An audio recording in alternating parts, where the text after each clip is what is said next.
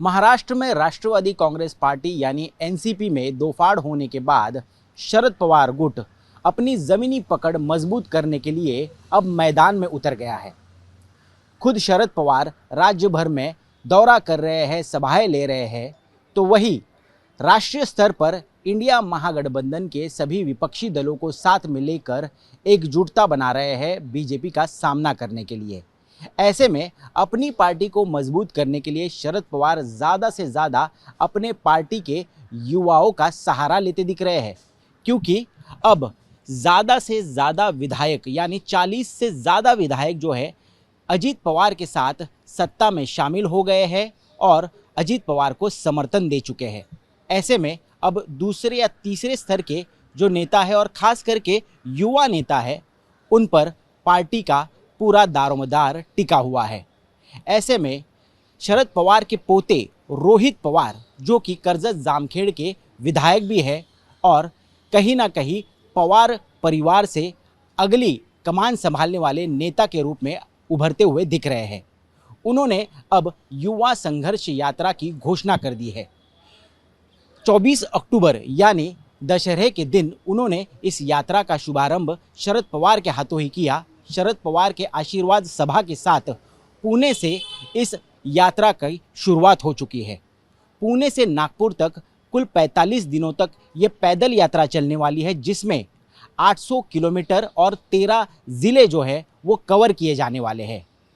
पुणे से शुरू होकर ये यात्रा नागपुर में उस वक्त ख़त्म होगी जब नागपुर में शीतकालीन सत्र शुरू होने वाला है। और इस यात्रा का सबसे अहम मुद्दा यही होगा कि युवाओं के सवाल, चाहे वो बेरोजगारी हो, चाहे कॉन्ट्रैक्चुअल लेबर सरकारी नौकर भर्ती हो, या फिर स्कूल और कॉलेजेस की बढ़ती फीस हो, या फिर शिक्षकों के कई सारे मुद्दे हो, इन सारे मुद्दों को लेकर कहीं ना कहीं रोहित पवार राज्य के युवाओं को इकट्ठा करना चाहते हैं और बीजेपी के खिलाफ, सरकार के खिलाफ खड़ा करना चाहते हैं, जिसमें पूरी तरह से शरद पवार भी ताकत झोंकते हुए दिख रहे हैं। जहां एक तरफ युवा संघर्ष यात्रा के जरिए रोहित पवार खुद की और पार्टी की दोनों की जोर आजमाइश कर रहे हैं, तो वही रोहित पवार के प्रतिद्वंद्वी आलोचकों का ये कहना है कि पार्टी की कमान संभालने के लिए रोहित पवार जो है बहुत ही जल्दबाजी करते दिख रहे हैं। आपको बता दूं कि एनसीपी में पार्टी की कमान कौन संभालेगा शरद पवार के बाद, अजीत पवार या सुप्रिया सुले, इसको लेकर काफ़ी सालों तक बहस चलती रही, कहीं ना कहीं शीत युद्ध चलता रहा। और अब क्योंकि ये सामने आ चुका है कि अब अजीत पवार विधायकों को लेकर अलग हो गए हैं, सत्ता में शामिल हो गए हैं, बीजेपी के साथ हाथ मिला चुके हैं, और सुप्रिया सुले अभी भी अपने पिता शरद पवार के साथ संघर्ष कर रही है। ऐसे में बताया ये भी जा रहा है कि रोहित पवार ये चूक नहीं करना चाहते।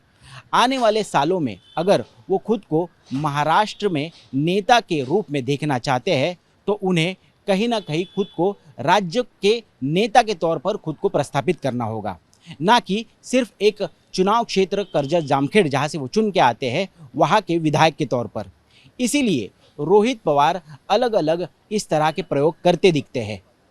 रोहित पवार ने युवा संघर्ष यात्रा जो निकाली है वो 13 जिलों से गुजरने वाली है, यानी इसमें युवाओं के कई सारे सवाल, बेरोजगारी का सवाल हो, चाहे शिक्षक के संबंधित सवाल हो, या फिर कई सारे फार्म इश्यूज़ भी हो, उन्हें लेकर वो युवाओं से बात करेंगे, उनके घर तक पहुंचेंगे और उनका दिल जीतने की कोशिश करेंगे। इसमें उनका खुद का तो फ़ायदा होगा ही, लेकिन साथ ही वो इन युवाओं को पार्टी के साथ जोड़ने में भी कहीं ना कहीं सफल होते हैं क्या, ये आने वाला वक्त बताएगा। और क्योंकि पार्टी में अजीत पवार के साथ कई सारे बड़े नेता जैसे छगन भुजबल हो, सुनील तटकरे हो, प्रफुल्ल पटेल हो, ये सारे अजीत पवार के साथ चले गए हैं, पार्टी में एक बहुत बड़ा वैक्यूम क्रिएट हो चुका है। और ये वैक्यूम अगर भरना है तो युवाओं के तौर पर पार्टी को एक नई उम्मीद और नई चेतना देने का काम रोहित पवार अपनी युवा संघर्ष यात्रा के जरिए करते दिख रहे हैं। महाराष्ट्र में इस तरह की राजनीतिक यात्राओं को हमेशा से काफ़ी महत्व रह चुका है,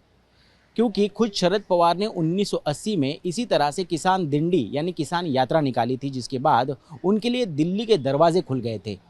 1978 में वसंतदादा पाटिल की सरकार गिराने के बाद शरद पवार मुख्यमंत्री पद पर विराजमान हुए थे। हालांकि ये सरकार 2 साल तक टिकी, लेकिन इंदिरा गांधी ने उससे पहले ही नए चुनाव की घोषणा कर दी थी, जिसके बाद शरद पवार किसानों के मुद्दों को लेकर महाराष्ट्र भर में काफ़ी आक्रामक हुए और उनका एक नया उदय होते दिखा। ठीक इसी तरह अपने दादा और पार्टी के मुखिया शरद पवार के नक्शे कदम पर चलते दिख रहे हैं रोहित पवार। शायद इसीलिए उन्होंने राज्य भर में युवा संघर्ष यात्रा की घोषणा ही नहीं की,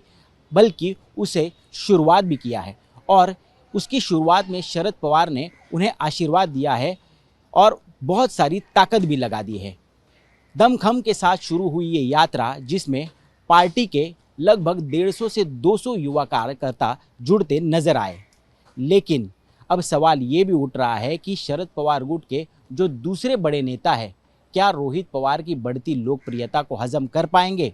और क्या ये यात्रा जब 13 जिलों तक जाएगी, क्या इसी तादाद में और इसी ताकत के साथ सभी पार्टी के कार्यकर्ता उनसे जुड़े रहेंगे? यही उनका आगे का राजनीतिक सफर जो है ये तय करेगा।